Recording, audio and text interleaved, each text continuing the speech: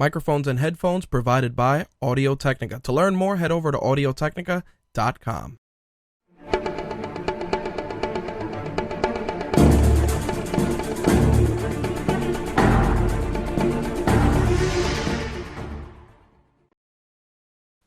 The views expressed on this episode of My Take Radio do not reflect the views, thoughts, or feelings of the My Take Radio staff, My Take Radio advertisers, or My Take Radio content partners.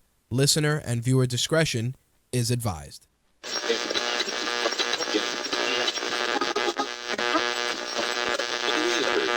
This coverage is live and uncensored, so if you have any small children present, you may want to have them leave the room.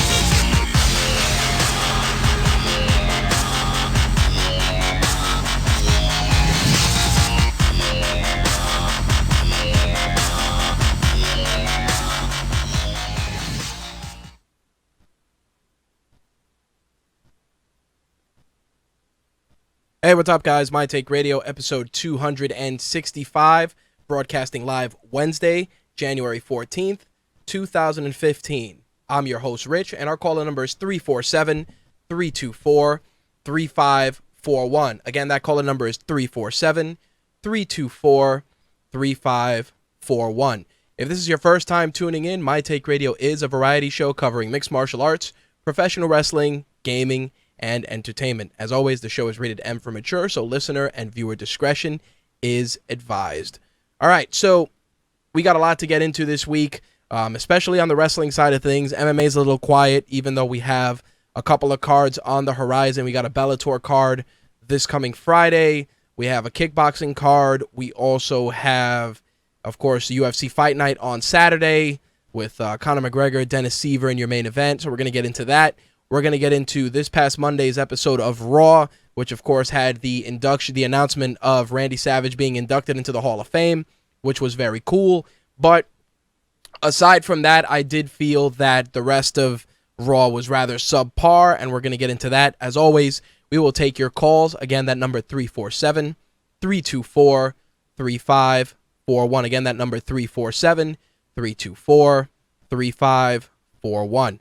All right, so before we get into all that stuff for this week, we got to get some housekeeping out of the way. A couple of you guys were messaging me that the site was down today. We had to deal with some unfortunate hacking incidents this afternoon, but everything is up and running. Things are running smoothly, and we have since resolved the problem. As I mentioned last week, our goal is by the end of the month, by January 31st, to fully integrate mytakeradio.com into RageWorks, and we've been working behind the scenes trying to get that set up, and we are still on target for the January 31st date. By that point, mytakeradio.com will be forwarding to rageworks.net. mtrlive.com, of course, will be forwarding to the live page that we have set up on RageWorks for all the shows. Of course, Buried, My Take Radio, and all the other shows as part of the RageWorks network will be there for your convenience. Obviously, shows can still be accessed via iTunes, Stitcher, TuneIn Radio, and any of your other pod-catching outlets. So be obviously aware of that and keep that in mind. But everything else will be running with zero issue. That's the goal. We plan to just transition over and keep everything as seamless as possible. On the horizon, we will be covering the 2015 Toy Fair. As of right now, that seems to be the tentative course of action. Everything seems to be running smoothly in that regard, and we're going to get that handled, and, you know, we'll definitely be reporting from that event, sharing all the pictures, updates, and, of course, announcements from the event, including all the new toys, especially stuff tying into the brand new Avengers Age of Ultron line, and some of the other properties that have been announced as well. There's some stuff that's been making its way into my inbox, which unfortunately I can't share with you guys until we get permission to do so, but there's definitely some cool stuff on the horizon.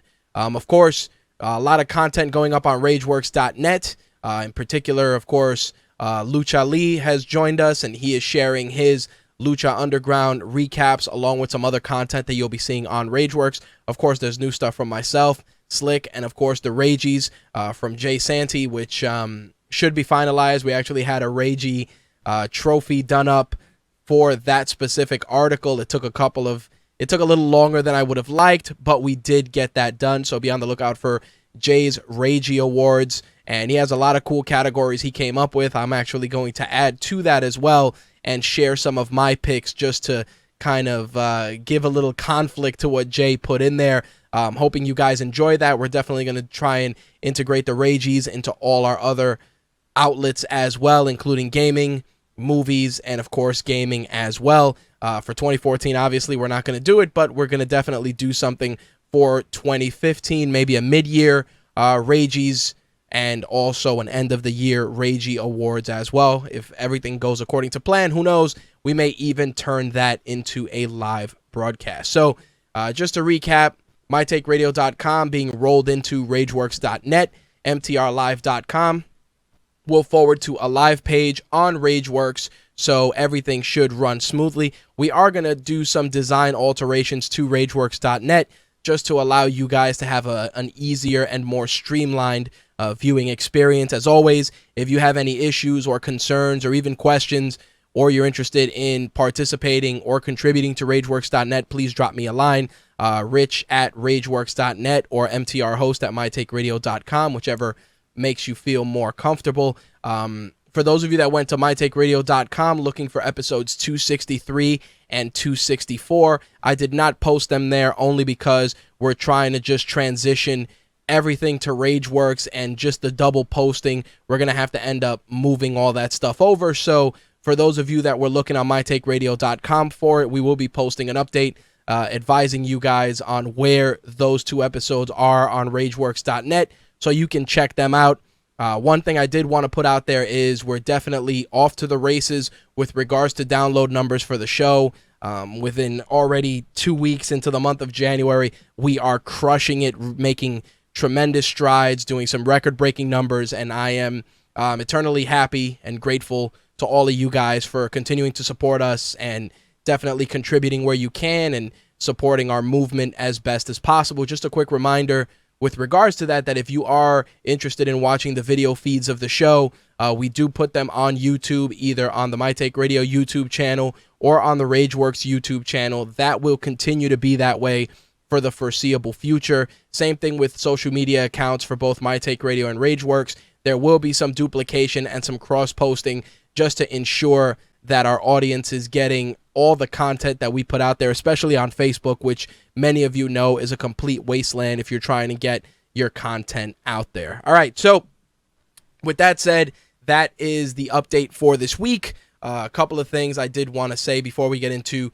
the MMA segment. One thing I do want to say is we're looking to make some improvements, and we are probably going to revisit Patreon once again. For those of you that don't remember, we launched the Patreon for My Take Radio. For those of you that were interested in donating or contributing to help the show's growth, we started doing it and it kind of fell by the wayside. I definitely got to thank Javon Lewis, who was one of the few that actually assisted in that endeavor. We're going to revisit it and make the Patreon both for RageWorks and My Take Radio. That way you guys can see your contributions at work, both from an on-air and off-air perspective. So that's where we're at.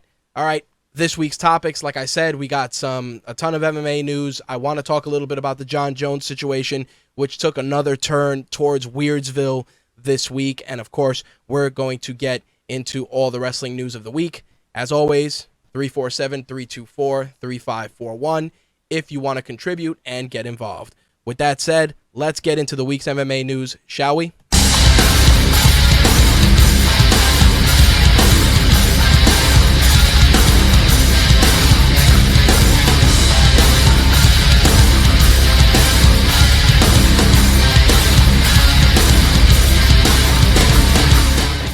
As always, My Take Radio's MMA segment is brought to you by MMAWarehouse.com. Get all the latest and greatest training gear and your favorite fighter merch by heading over to MMAWarehouse.com. As always, you can find banners with coupon codes and free shipping options on RageWorks.net. If you use those banners, of course, it helps us out and it allows you guys to save a little money or even get some free stuff. Again, MMA Warehouse is our sponsor for this week's MMA segment.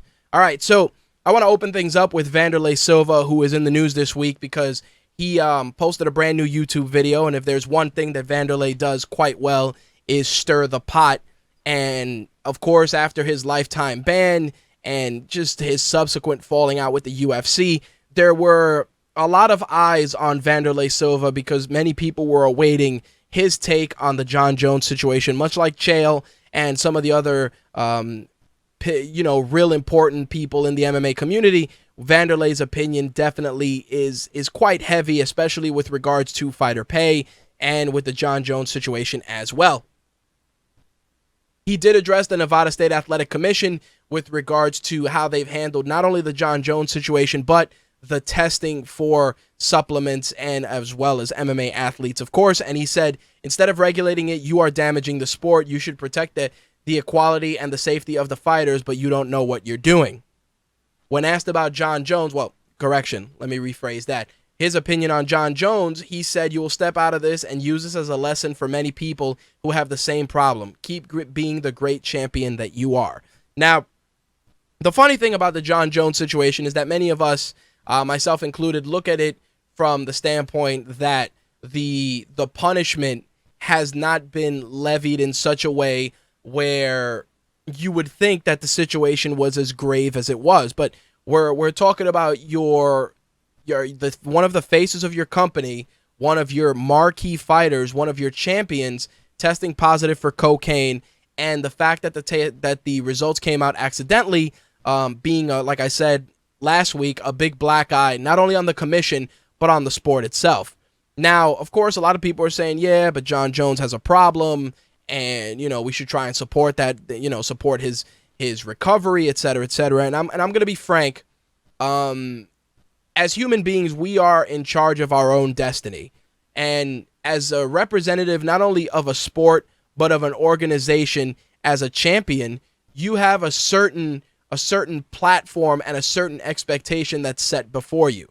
Again, if there's one thing that I always talk about was Charles Barkley when he said, I am not a role model. And with regards to that, it's true. You shouldn't look at athletes as role models because they're flawed just like the rest of us. But you do look at athletes in terms of trying to pattern yourself after them depending on what type of sport you're involved in. And sometimes you even look at the way they ascended to a certain level as inspiration for you to do the same. This isn't one of those things where we go back to, I want to be like Mike. It's just the fact that there's more accessibility to fighters, there's more accessibility to media personalities, athletes as a whole, and as such, up and coming fighters, younger fighters, just fighters that are looking towards these pinnacle figures of the sport for guidance. They're seeing guys like this that are just getting a slap on the wrist, and while obviously we are all capable of making our own decisions, it does paint a poor picture, not only for the commission, but just for the way that the UFC handles things. Because we've talked about at great length how the UFC goes out of their way to crucify guys that test positive for marijuana metabolites, etc. And, Dana White, there's been plenty of Vine videos and plenty of videos of him back-talking about different things. And, of course, this situation with Jon Jones, it's like, yeah, we have to be there, we have to support him, etc., etc. And, again, the gravity of this situation falls short of what people would expect to be done. Because think about it, if you test positive for cocaine in most sports, you get suspended, you get X amount of fines levied against you, etc., etc. In Jon Jones' situation, it's all about treatment, and nobody's looking at the elephant in the room that your champion was using cocaine, and people are just kind of looking at it from a nonchalant standpoint, given that the commission said that it wasn't a big deal. And that's what bothers me as a fan, as a martial artist, as someone who's grown up around this type of atmosphere. I stand by the fact that, you know, you're a well-oiled machine, you're a conditioned athlete, and you should treat your body as such. And going out of your way to put, you know, cocaine and all this other stuff in your system and not being held accountable for it, just like I said before, paints a poor picture, not only for current fighters on the roster, but up-and-coming fighters as well. And I think this is something that definitely needs to change. And Wanderlei continuing to acknowledge it is crucial, because a lot of people look at it like, yeah, the weed thing or the TRT thing, but there's other drugs out there. There's diuretics. There's other items that are being used in the sport of mixed martial arts that sometimes are not even coming out in tests. And not only that, but the better the tests get, the better people get at skating those tests. I mean, there's a rumor that when Jon Jones came to get tested, and again, this is a pure rumor and speculation, that he pulled a Wanderlei and he hid allegedly under the cage when, you know, the guy came in to administer the test. Again, this isn't something that's 100% true, but it's something that's been making the circles and picking up steam the last couple of days. So I'm really hoping that's not the case, because for all those individuals that shit on Wanderlei Silva, it's like Jon Jones is doing the same thing, and it's like, you know, pot, meat, kettle at that point. So we'll see what happens. Like I said, I respect Jon Jones' abilities. I respect his accomplishments, and I truly hope that he can resolve these personal issues and move past it. But I also feel that the UFC should not turn the blind eye or not handle this the way it should be handled, because again, it paints a poor picture, not only for the rest of your fighters on the roster, but just for your perception of the sport, of the organization as a whole. Now, Wanderlei also shared his opinion on the Nevada State Athletics Commission's inconsistent regulations. And with regards to that, I do have to agree that their regulations fluctuate with regards to how they're addressed. And of course, the first thing you're going to say is that it's Vegas and people got to make money, and this is why it's being approached the way it's being approached. Well, with regards to that, he said, are there laws or are there no laws? Sometimes there are laws and sometimes there are none. There are no protocols to be followed. You are lost and you don't know what you're doing. This sport has to be regulated. The way that it's going can't continue, and the commission itself is a mess. With regards to the UFC taking responsibility, he said they put on the fights to make money, and in those regards, they're not wrong. But the entity that implements the laws for the athletes, the entity that punishes athletes and controls their lives, yet doesn't know what they're doing, that just cannot be. It's a commission that doesn't follow protocols or laws, and it's an organization that needs to be held accountable. And I agree. I mean, you know, with regards to that, it's true.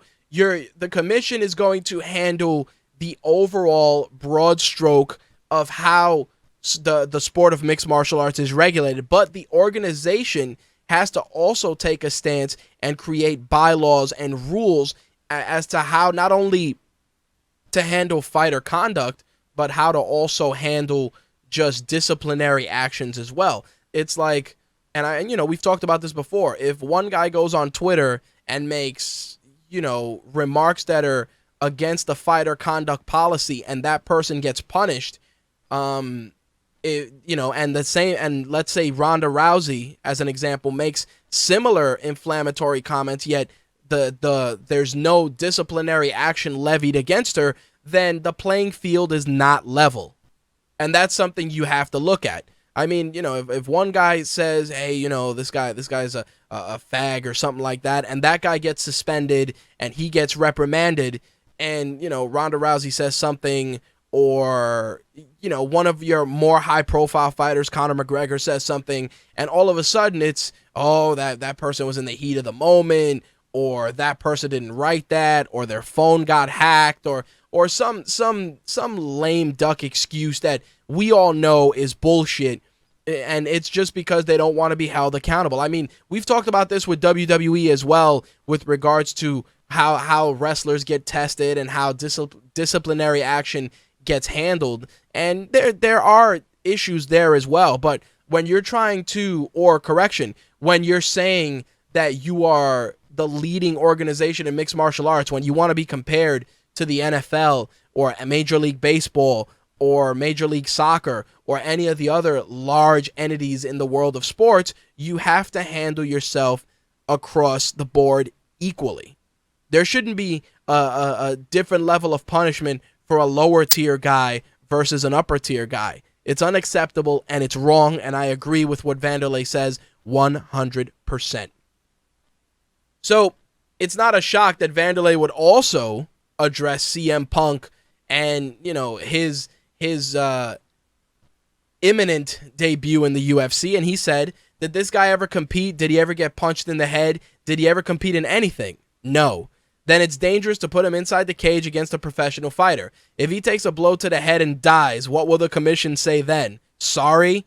Now, obviously that's an extreme example, but I also feel that Wanderlei, there's a little hostility, a little bitterness in there, but I will say CM Punk's debut and his entry into mixed martial arts, there's a lot of factors you have to consider. And yes, Wanderlei uses a very extreme example, but everybody at some point was a rookie.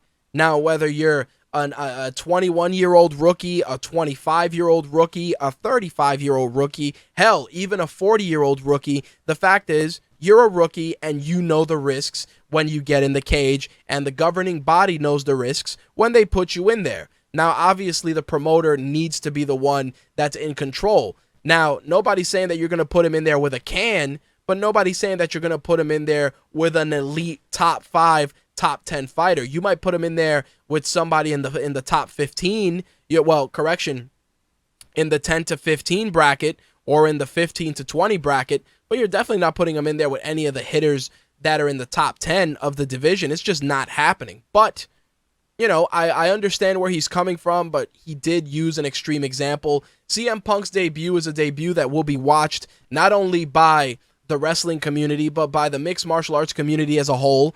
And it's very split. There's a very, very huge division between fans on both sides of the spectrum, because obviously wrestling fans are upset that one of their favorite athletes went into the quote-unquote real world. And mixed martial artists and mixed martial arts fans in general they're upset that there's somebody that's coming into their world and getting an opportunity that they may or may not have earned just strictly on name recognition and the dollar signs that pay-per-view would bring in. And you know what it is? To those people on both sides of the spectrum, I say the same thing I said before, and that's you have to wait and see. Brock Lesnar transitioned from WWE to the NFL to mixed martial arts, back to wrestling, and he had detractors on every side of the spectrum. And with him and with rumors floating around that he may be coming back to the UFC, the same people that spoke ill against him a few years back are the same people that are saying that they're looking forward to seeing how he does at 100% in the UFC. So again, ladies and gentlemen, I have to be blunt with this. Don't talk shit and give the guy a chance. Unless you put on a pair of 4-ounce gloves and you go in the octagon yourself, you won't understand what it's like.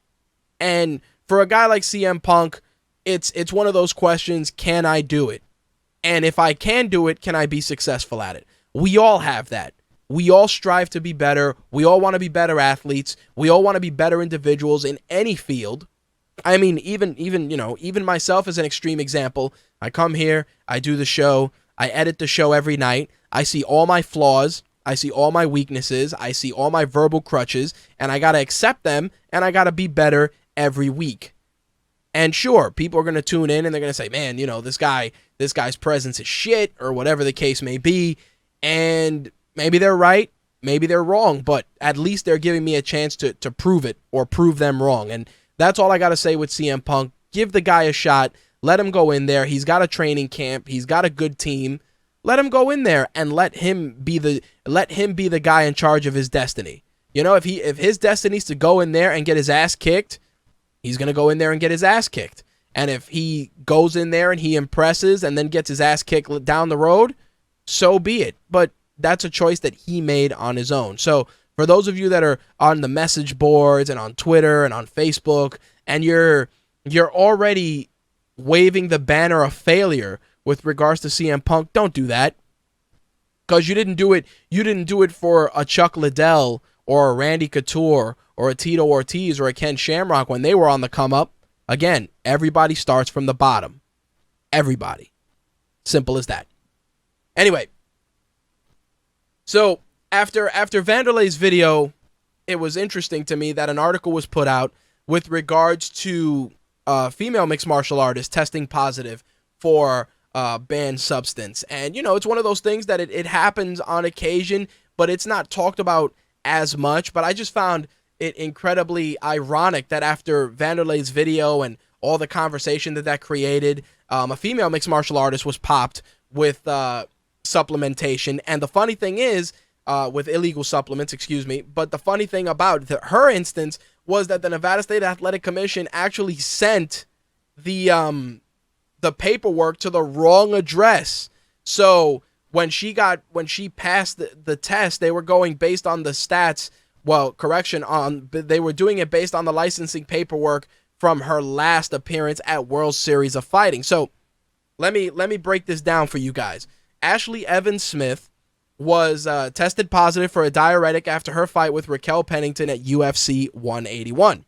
The Nevada State Athletic Commission confirmed to MMA Junkie that Evans-Smith tested positive for hydrochlorothiazide, which is a water pill that prevents the body from retaining salt and helps with the cutting of weight.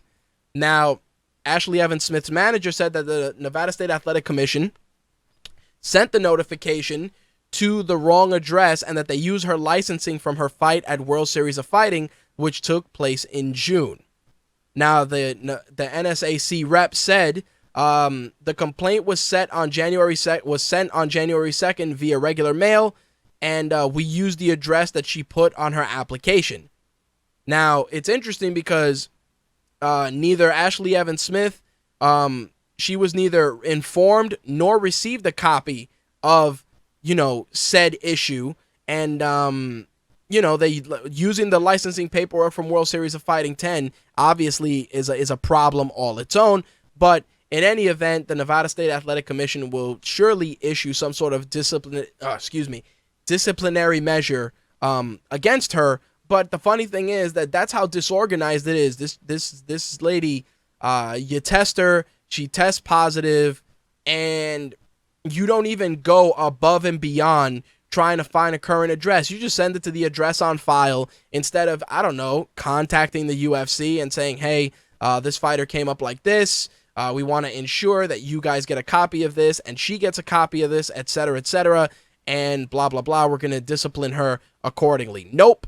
We're just going to use older paperwork, and then when the test comes back, we're going to send it to the wrong address, and, everybody throws their hands up in the air, and nobody wants to be held accountable. I'm curious to find out, for the usage of diuretics, what type of a disciplinary measure will be issued, because, we're not talking about, weed or cocaine or any of that. We're talking about a diuretic, and obviously that does give an upper hand with regards to weight cutting. So I'm curious to see what type of a fine is levied, if any, or if there's going to be a suspension, or given the fact that the paperwork fell through the cracks, that they may just issue a fine and not discipline her because obviously they dropped the ball. Of course, once we hear more, I will definitely share that with you guys. While I am on the subject of CM Punk, he was on Inside MMA on Access TV with Duke Rufus. Jim Ross was there as well.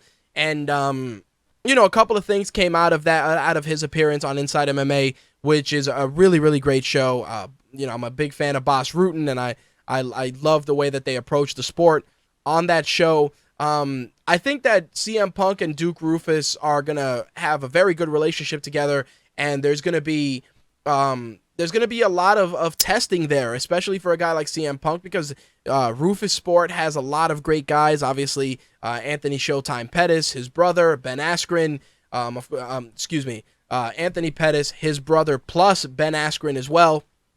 A lot of great guys to learn from and work with. But Duke Rufus has gone on record as saying that he will be working with CM Punk one-on-one for the time being, and that he's not going to let Punk work with other fighters until CM Punk is comfortable in the cage and Rufus deems it deems it a go to work with those guys. So we're definitely going to be watching that carefully. Now, CM Punk did address that he may be fighting at middleweight, and he said, there's never been a list of guys that I've been, looking at as potential opponents. We've never talked about them because I think Dana White, myself, Lorenzo Fertitta, we've all agreed probably 185. When I had my initial meeting and they flew me out to Chicago, I was walking around at like 220. But the weight just keeps coming off, and it keeps coming off. So once we nail it down, I'm sure in about 6 months we might entertain who I might fight. But, right now, based on that statement from CM Punk, it seems like 185 is going to be the target. He did state, like I said, he was walking around at 220, making the cut to 185. There's a lot of dangerous guys at 185, a lot of great matchups at 185. So we're going to see if he's able to make that cut. A couple of guys on Twitter were saying that, making the drop to 170 might work as well. But at the end of the day, I'll say this. There's dangerous fighters in 170. There's a stacked 170 division, and there's a stacked 185. So, it's not like CM Punk is going to go in there and get a complete can when he fights. But he's definitely, whoever fights him is going to get a big payday, win, lose, or draw. That's a no-brainer. Not to mention the fact that whatever card he fights on, a lot of fighters are going to want to be involved because that's a big buy rate card any way you slice it. And like I said, you're going to have wrestling fans tuning in, MMA fans tuning in, and hell, even casual fans tuning in to see that fight. Now, CM Punk was asked why he hasn't called out any fighters. And, it's one of those things you'd expect coming from a wrestling background. You'd expect that he'd use that to try and start setting up an opponent similar to how Brock Lesnar did things. But that's not the case. He said, and I quote, "I'm not calling anybody out. I tell people that I'm calling myself out. I'm putting this all on me. I have a great trainer. There's great coaches. Anthony Pettis, Ben Askren, Chico Camus. The list goes on and on. But the only guy that I have to call out is myself." And it's true. CM Punk has an incredible, he's got a great work ethic that's, taking nothing away from him. But it's also the fact that, like I said earlier in the segment, the guy is a rookie and he's basically learning from the ground up. And yeah, you could take some Brazilian Jiu-Jitsu and, you could take some Muay Thai here and there, but it's a whole other ball game when you're doing live sparring in a cage or just, being overwhelmed, trying to defend against submissions, defend against takedowns.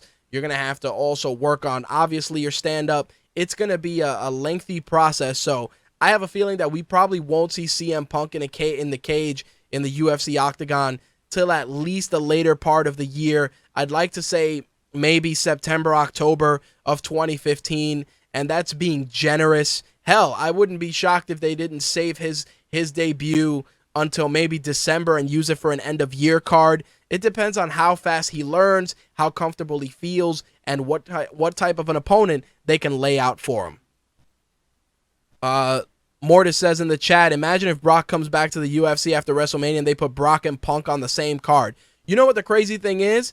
That would probably be the smart thing to do for a multitude of reasons. Number one, because you want to see if Brock Lesnar has drawing power. Number two, you got two guys that are, they have a very large fan base in the sport of professional wrestling, and to have that fan base translate over and support those guys in MMA, everybody wins in that equation. And I say this all the time. All the infighting, even amongst our own listeners about MMA and pro wrestling, the similarities are there across the board. There's promoters that people love and people hate. There's fighters that people love and people hate. There's fighters that promote themselves the right way. There's fighters that are bona fide heels. It's pretty much the same thing. It's a soap opera with blood and violence, just in a cage versus a wrestling ring. And the way I see it is that a lot of guys that I've talked to that have made the transition from watching professional wrestling to watching MMA, and some of them they attribute that to just the impassioned take that I have on it. I have to say this: both sports, professional wrestling and mixed martial arts, there's plenty of crossover appeal on both sides of the spectrum. Not only that, but I think both sports need each other. They need each other because there's guys that are mixed martial artists that would love to transition to professional wrestling. And there's guys that are professional wrestlers that want to test themselves in the sport of mixed martial arts. And honestly, collegiate athletes benefit as well, because think about it. If you are an amateur wrestler, a collegiate wrestler, hell, even an Olympic wrestler, like in Kurt Angle's case, the only outlet you had after you finished your amateur or professional or, high-end wrestling career, whether it's at the collegiate level or at the Olympic level, your only other outlet was professional wrestling. And the introduction of mixed martial arts and the easy transition that so many wrestlers have had going into MMA has been great for the sport. But it's also great for the sport of professional wrestling with mixed martial artists, because you're also getting guys that understand the grind, that understand what it's like to cut weight, to look a certain way on TV, to be prepared for whatever awaits them in the cage. I mean, it transitions to wrestling just the same. And to see such a love-hate relationship amongst both fan bases is just crazy to me, because there's so many parallels, there's so many things that are the same, that it's just a matter of swapping out written finishes versus real finishes. That's really it. Other than that, there's still soap operas, there's still villains, there's still heroes, there's blue chip athletes, there's color commentators that sell you on certain fighters. It's the same thing. Joe Rogan out there extolling the virtues of a guy like Conor McGregor or Damian Maia or any of these other fighters. It's no different than a guy like Jim Ross putting his seal of approval on a Stone Cold Steve Austin or a Kurt Angle or an Undertaker or a Chris Benoit. It's the same thing. For every crazy thing that Vince McMahon has ever said in public, Dana White has said some crazy shit as well. For every terrible thing people say about Vince McMahon, there's terrible things that can be said about Dana White. The parallels are they're there, but to a degree, they're both I want to say both are a lot closer than we think. That's all I'm going to say.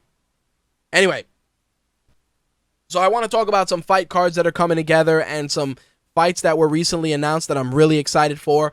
MMA Fighting is reporting that Hector Lombard and Rory MacDonald are going to be meeting at UFC 186 on April 25th. Of course, this is a huge card. It's taking place in Montreal. And the other thing about this card that's interesting is that, both of these guys have been rumored to be in title contention. This may be the fight that brings out a brand new contender in the welterweight division. Of course, Hector Lombard came into the UFC with a lot of press behind him after his experience in Bellator. Rory MacDonald is looked at as the next George St. Pierre. Everybody hopes and prays that he will be the guy that will, carry the banner in GSP's absence. But also another fight that was announced, Johnny Hendricks and Matt Brown. Everybody thought that Johnny Hendricks would be fighting Robbie Lawler for the third time, but it turns out that him and Matt Brown are going to be squaring off. So now you got two fights that may yield contenders on both sides, or they may actually get a fight out of that as well. It may turn out that the winner of Lombard and MacDonald will face the winner of Brown Hendricks, and that winner from that fight will challenge Robbie Lawler. Either way, the welterweight division is incredibly exciting, and I'm pumped for both of those fights. They're going to be great. The other promotion that has some fights on deck this weekend is World Series of Fighting.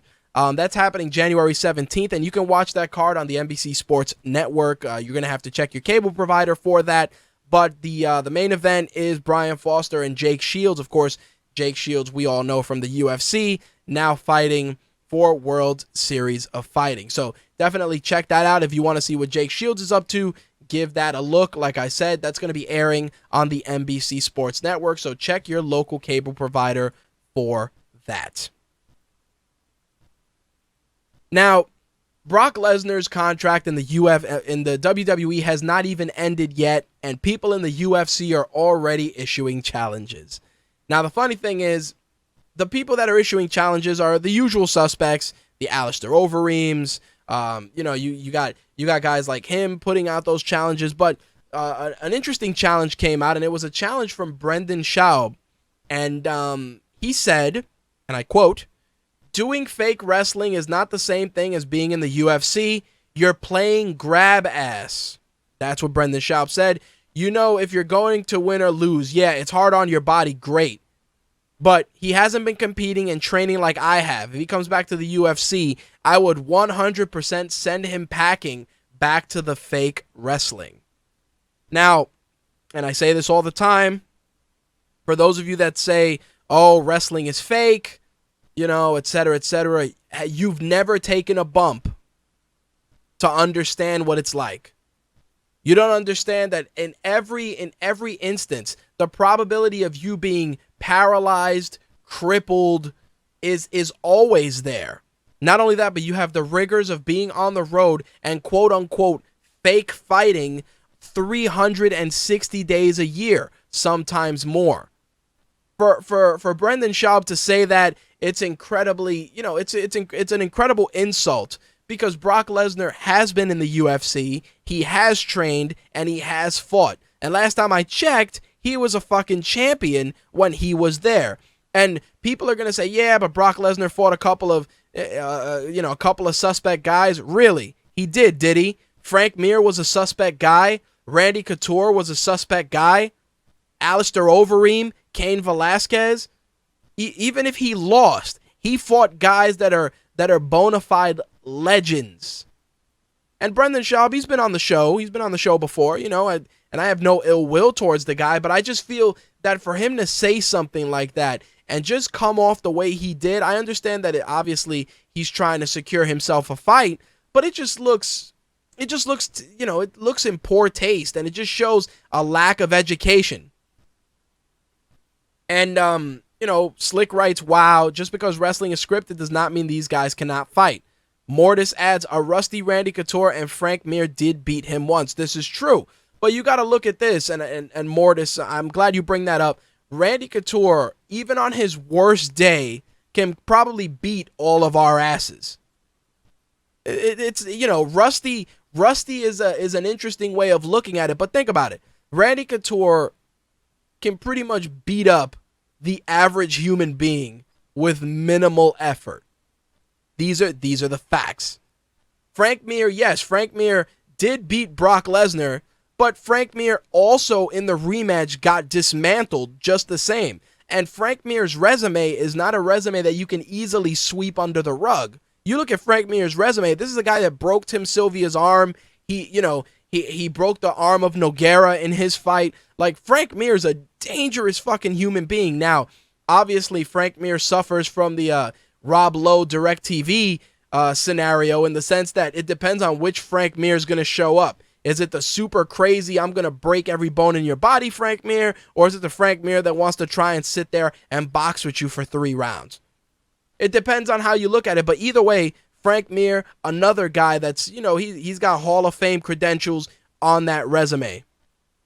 Alistair Overeem, same thing. Win, lose, or draw, whether you love the guy or hate the guy, Alistair Overeem's credentials are not something you can take lightly. And Cain Velasquez, I got nothing to say, because it's like Cain Velasquez is Cain Velasquez. But I will agree with what Mortis says in the chat. Mortis says Schaub is just running his mouth, hoping for a big payday. And I agree 110%. He is definitely looking for a big payday. But the only problem is that you're looking for a big payday while also, you know, incurring the wrath of wrestling fans. Because that's just, you know, to say that you're out there, you're playing grab ass, and you know whether you're going to win or lose. You know, Brock Lesnar, this is a guy that attempted a shooting star press at probably about 300 pounds, maybe more, in the WWE. Nearly crippled himself in the process. Yes, mixed martial artists aren't in there doing a shooting star press in the octagon, but the fact is that you have to respect that. You have to respect a guy that goes in there and, you know, has lengthy matches. And this is the funny thing. A lot of guys talk about, you know, you can practice in the gym all you want. Hell, Daniel Bryan said it in an interview in Bleacher Report. He said, you can be in the gym all you want and do simulations and practice all you want, but it's a different type of conditioning that you're going to need to go out there and have an 8-minute match, a 10-minute match, a 15-minute match. Hell, when these guys go out there and have 60-minute Ironman matches, it's a different level of conditioning because you're not stopping.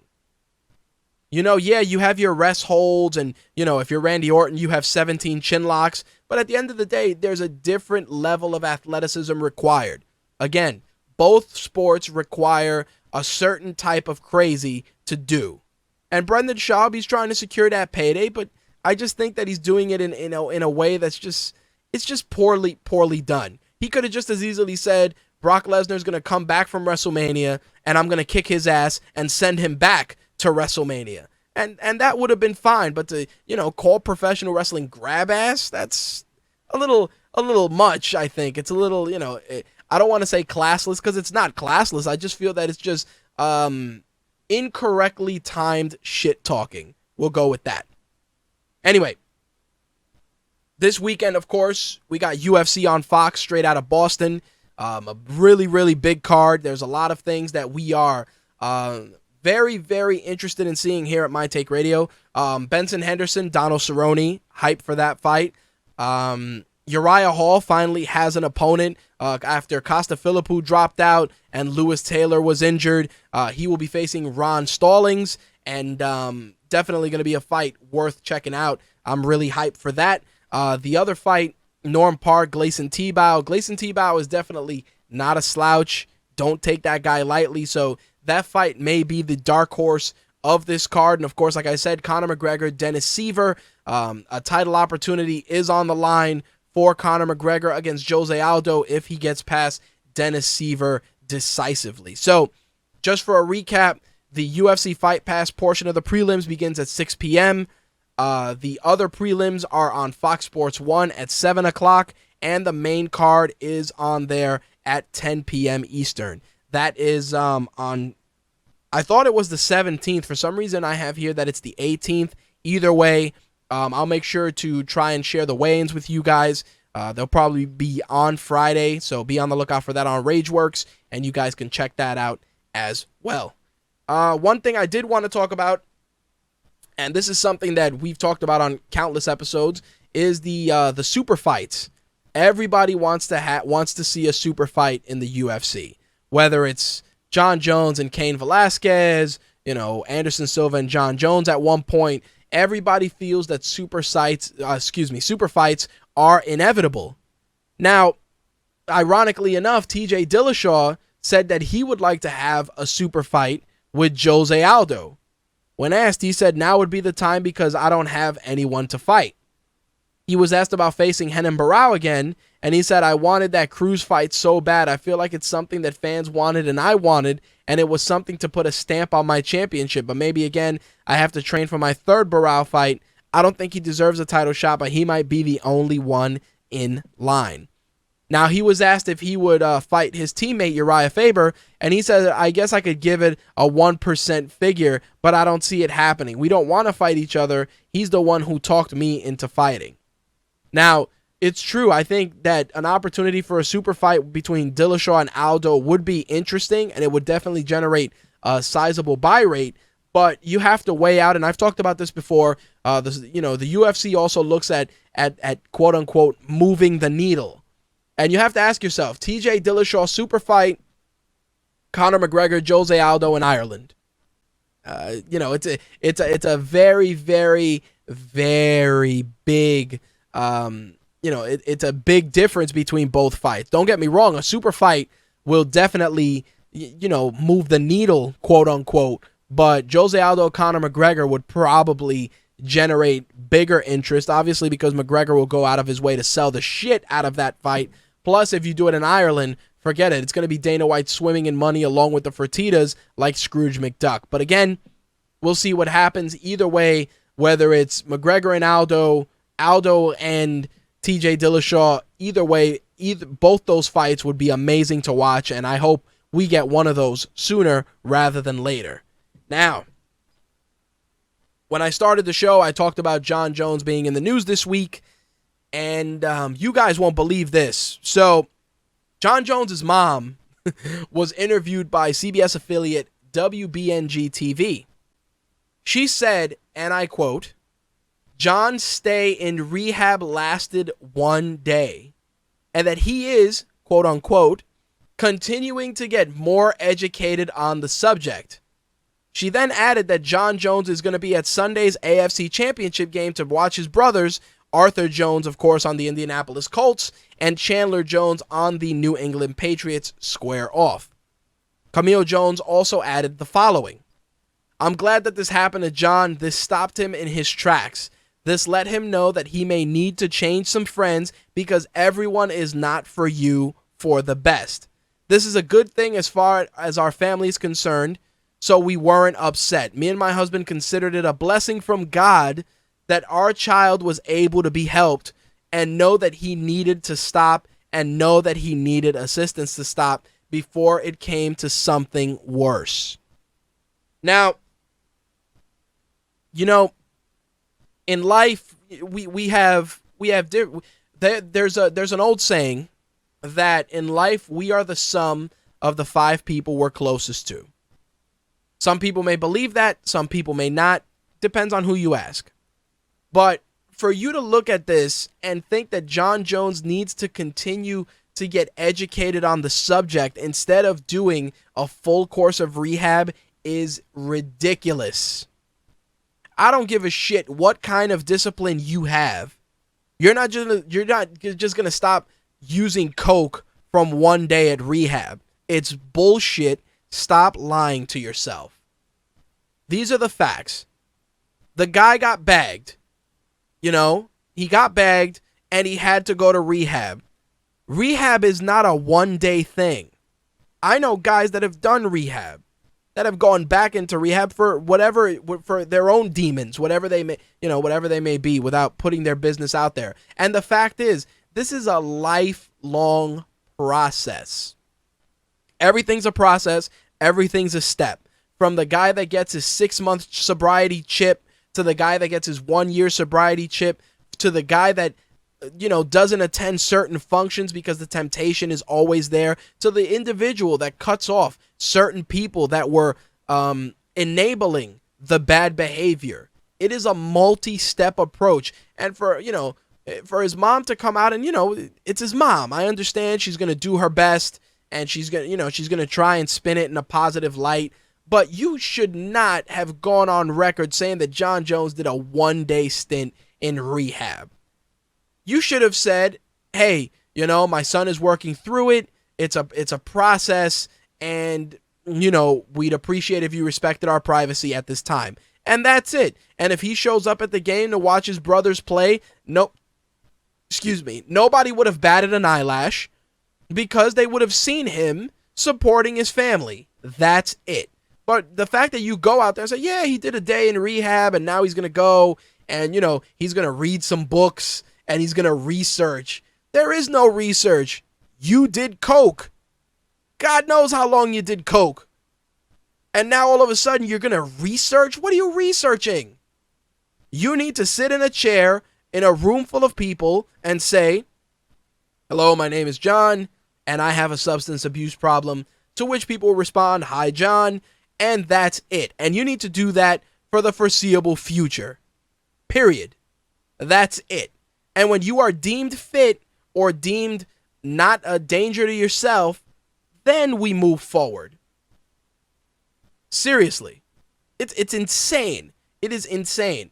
And I understand what his mom is saying about, not everybody's with you. Not everybody you surround yourself with is there with your best interest in mind. And I agree 110%. We all have those friends. We all have those guys that, you're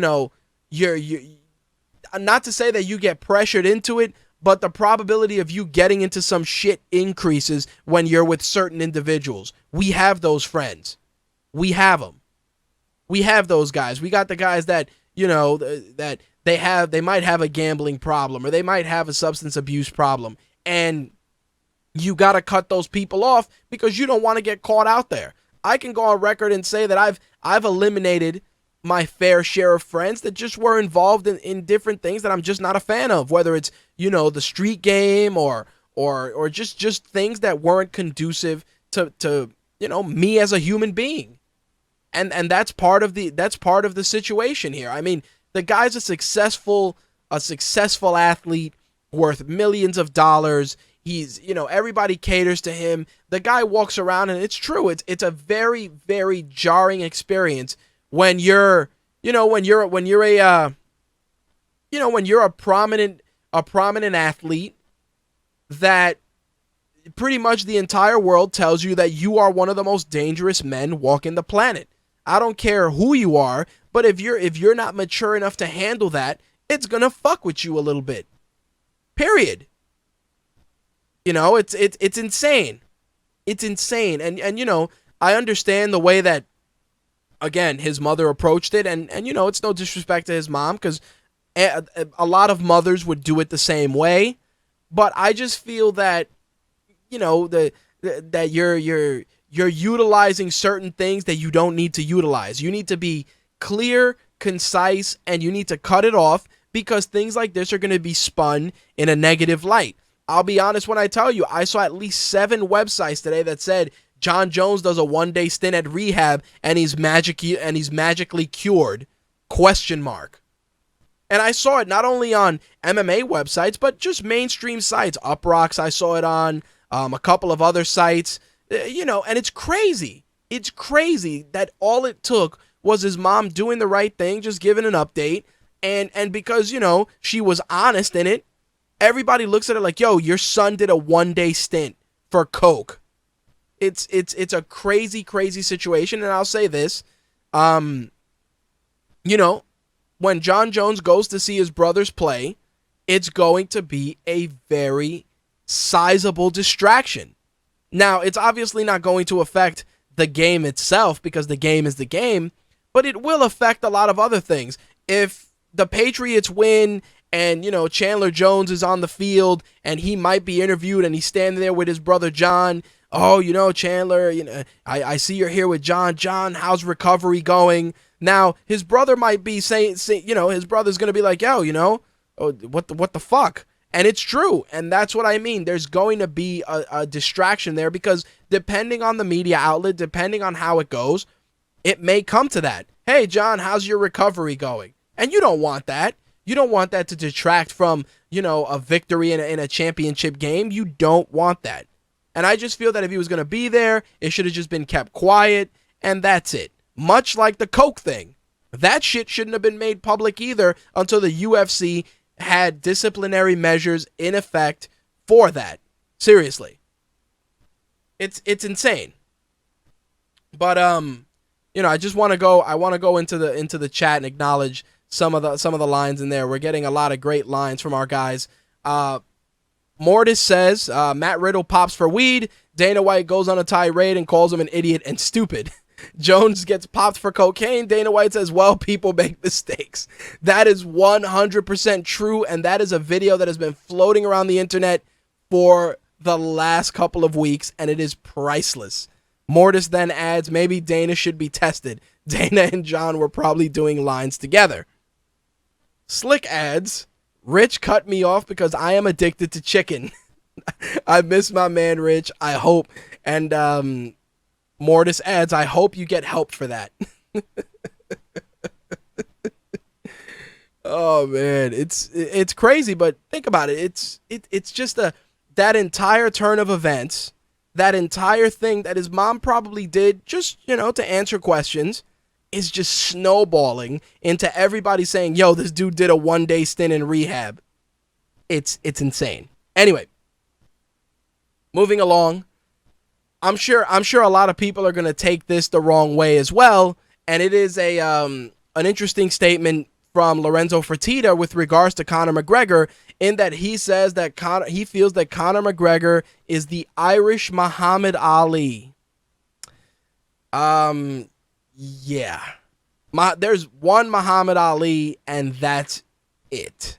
There's people that are close that want to emulate, but there's only one. The same way there's only one Michael Jordan, one Mike Tyson, and that's how it's going to be. The problem is that as a society, we try and put these guys in the shoes of athletes that are similar, and there's a level of expectation and pressure, both from a fan's perspective and from an athlete's perspective. And the fact is, Muhammad Ali, there's only one. Muhammad Ali is only one. Cassius Clay. little Coming to America reference there. But it's true. You got to look at it from that standpoint. When Conor McGregor came on the scene and he started being brash and cocky and whatnot, yes, the comparisons are there.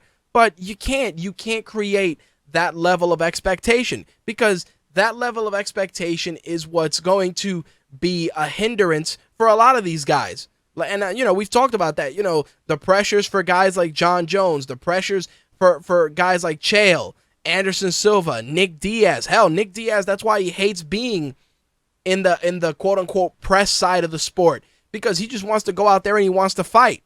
I mean, GSP, he talks about it. I talk about the pressure all the time, all the aliens. I see them all the time. I don't know Nick Diaz. I have to go to my dark place. Like that's how it is. Like, George St. Pierre is a great example of the pressures of mixed martial arts. He talks about it at length all the time. And it has to be, there's people that they take that pressure and it makes them better. Ronda Rousey's a great example of that, just taking that pressure, turning it inwards, and becoming a better athlete. And then there's others that the pressure, they collapse under it. How many guys have we talked about that are, the future of the sport, a guy that you have to look out for, and their careers just don't end up being where they are? This happens in every sport, but it's funny because in MMA there's so many archetypes that you're trying to mold into names that people recognize just for the fact that you want to get that person on a bigger pedestal. Like I said, Conor McGregor, well-dressed, brash, cocky. We got it. Is he a Muhammad Ali?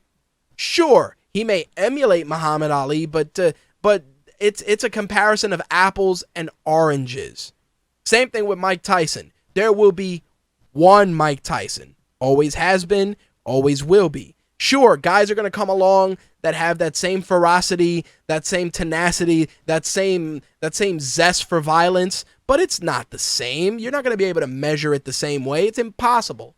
It's impossible. And for Tita to do that, yes, it's a good way to get a soundbite and it's a good way to get McGregor out there, but you're also creating false expectations because there's only one of that caliber fighter. There's only one Muhammad Ali.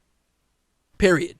And sure, to many he may be the best alive, to many it's debatable. This is it's an argument as old as time, and we've talked about this, I've talked about this with friends of mine who are really into boxing, and there's some guys that they'll say, hey, I can't stand Muhammad Ali, and to consider him the greatest of all time, I don't believe that. And then, they'll give their own opinions, Joe Frazier, Joe Louis, Sugar Ray Robinson, Sugar Ray Leonard, Mike Tyson, going Manny Pacquiao, Triple G, Canelo Alvarez. It depends on who you ask. And guys like Canelo Alvarez, Triple G, yes, you're not saying they're the greatest of all time, but again, you're pigeonholing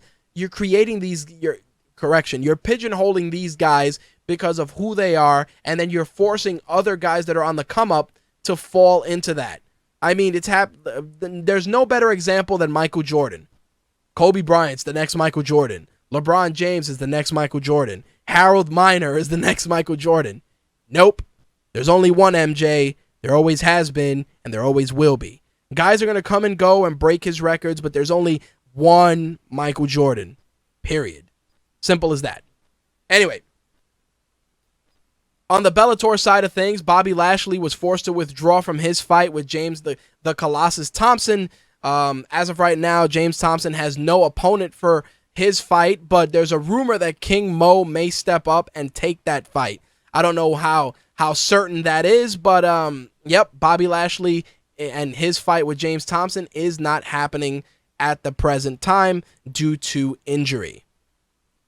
On the UFC side of things, looks like both Sergio and Anthony Pettis will be fighting on the same card, UFC 185. Sergio Pettis is dropping a flyweight. He's going to be taking on Ryan Benoit. Anthony Pettis, of course, will be defending his belt against Rafael Dos Anjos.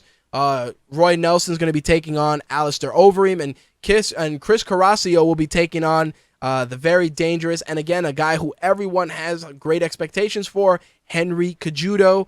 That goes down March 14th. So there you have it, ladies and gents. Those are all the MMA news for the week. We're going to get into some wrestling. As always, if you want to get involved, 347-324-3541. Again, 347-324-3541. If you want to participate in this week's wrestling segment, Booker T, you know what time it is. We want the gold, sucker. Hulk Hogan, we coming for you, nigga. We're going up tonight to kick down every line, to get anything we want, drink everything inside. We're going till the world stops turning while we burn it to the ground.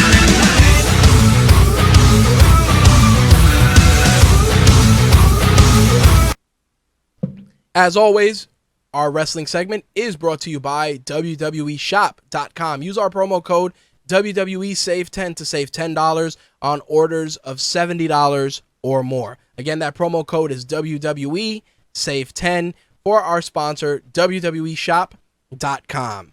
All right, so we have the Royal Rumble pretty much 2 weeks away, and this is something I've talked about at length, and I'm going to really get into it now. For this segment, you have 4 marquee pay-per-views. We've talked about this. There's 12 pay-per-views a year. 4 of them, are the most important. SummerSlam, Survivor Series, the Rumble, and WrestleMania itself. Those are the 4. Everything else, filler. All of it. Elimination Chamber, filler. Money in the Bank, filler. Extreme Rules, filler. I only measure the success of the WWE based on 4 pay-per-views. You want to know why? Because it is those 4 pay-per-views that can change the course of wrestling history. Sometimes for the better, sometimes for the worse. It is in those instances where legends are genuinely created. Sure, you can talk about TLC and all these other events, but those events stem from events that happened at those 4 pay-per-views. The first Money in the Bank match, the first TLC match, all of that happened during regular pay-per-views. Hell in the Cell, regular pay-per-view before it became its own. Same thing with the Elimination Chamber, etc., etc. So, as such, there is an expectation as a wrestling fan that those 4 pay-per-views are going to be the end-all, be-all. As a wrestling fan before the WWE Network, you didn't want to go and spend $49.99, $59.99, hell, $69.99 in some instances for any of the lesser pay-per-views. But you knew, without a shadow of a doubt, that you had $240 allocated to watch WrestleMania, SummerSlam, Survivor Series, and the Rumble. For half that, of course, you can watch all the pay-per-views on the network. Take that for what it's worth. But obviously the savings are obvious. Now I'll say this. When a big pay-per-view such as the Rumble, Survivor Series, Mania, or SummerSlam are pretty much around the corner, you expect that the build-up for that pay-per-view is consistently great every week. And I'm talking about great like superstars making returns, hardcore angles being established, great feuds, solid wrestling, great entertaining value. But unfortunately, WWE has become complacent in shoving the same shit down our throats. Now, I've talked about this. I've talked about the Authority and, my stance on them on 2 shows. And Josh, of course, one of my good friends and a writer on the site, gave me a call last week, and he's like, dude, you did the show, and you said that the Authority is a necessary evil. The Authority fucking sucks. How could you say that? Blah, blah, blah. And, we spoke about it at length, and I said that, the evil empire, the evil boss, or the good boss and the super evil employee has been a staple in wrestling booking since the Austin McMahon era. And people have tried to recapture that a million different ways, whether it's Dixie Carter in TNA, Eddie what's his name? Cueto in Dario Cueto in Lucha Underground, or any Jim Cornette in whatever organization he's in. It is something that has been utilized at length. Obviously, the best, most successful, and most memorable is going to be Austin McMahon. So, as such, you try to emulate that every way that you can, because you feel that it wasn't a one-shot deal and it wasn't lightning in a bottle, and you figure, fuck it, we're going to try and do it again. I disagree. While I said, yes, there's a place for the evil authority figure or the good authority figure, the execution of that is what always stands out. Yes, the authority is a necessary evil. Yes, it is. But the problem with the authority is that they are not their own entity. It's Stephanie McMahon pretending she's Vince, and it's Triple H mixing in half Vince, half his wrestling persona, and hoping for the best. And in doing so, they end up detracting and being a hindrance more than being helpful. And, when Jay was on the show last week, he said, we can have an authority figure that doesn't need to be on TV every week. Jack Tunney in the old days, when you saw Jack Tunney on your television, something big was going to happen. Somebody was going to get suspended, or a high-profile match was going to be put together, but he wasn't on TV every week. Neither was Gorilla Monsoon, etc., etc., etc. And that's one of those things that after the Austin McMahon era, everybody utilized that as a crutch, breaking the quote-unquote fourth wall. Eric Bischoff aligning with the NWO after being the guy backstage. Vince Russo, another guy, came from behind the camera to the front of the camera, and everybody hated it. Dixie Carter, same thing. Shane McMahon, same thing. Stephanie McMahon, same thing. Triple H now, same thing. Evil general managers, we've had them all. Vicky Guerrero, Mike Adamle, Paul Heyman, Mick Foley, good or bad. And the fact is that it's always going to be the same booking. It's always going to be the same. If you got the evil manager, he's going to make it, correction, if you have the evil authority figure, he's going to make it a pain in the ass for every face on that roster. And if you have a face general manager, he's going to make it impossible for every heel on that roster. It's cliched, it's old, and it's tiresome. But unfortunately, WWE feels that that's what works. Simple as that. So, of course, Raw opens up with another guy who's slowly becoming the I'm going to have to change my channel while this guy talks, and that is John Cena.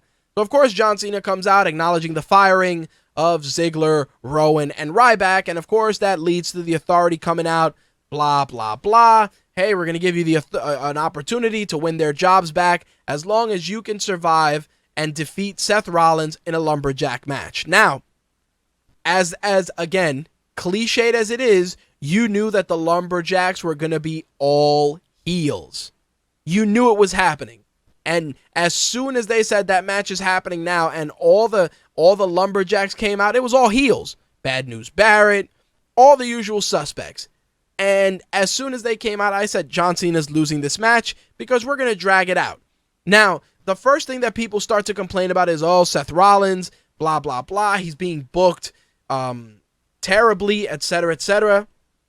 Seth Rollins is being booked in a way that benefits Seth Rollins, in the sense that the authorities behind him, the authorities, the power behind Seth Rollins, but the problem is that in doing it, sometimes they overdo it. Now, when you hear that, you're probably like, how so? How are they overdoing it? And I'll tell you, because Seth Rollins is, when he does win, he very, very rarely wins clean. Even during this match, he pinned John Cena, yes, after a KO punch from the Big Show. And this is what I'm saying. Going and giving Rollins so many of these quote-unquote, sketchy finishes is doing more harm than good. And while I understand you're doing it at the expense of the authorities' will, you're also hurting the performer in the process. And again, John Cena, Seth Rollins, we knew it was going to end exactly the way it was because you're not bringing back Ryback, Rowan, and Dolph Ziggler right away. So the outcome of that match, whether it ended in countout, shenanigans, all the lumberjacks fighting, you knew that at the end of the day, John Cena was not going to win. And like I said, we've watched that match a dozen times, but the booking just felt haphazard. It felt thrown together.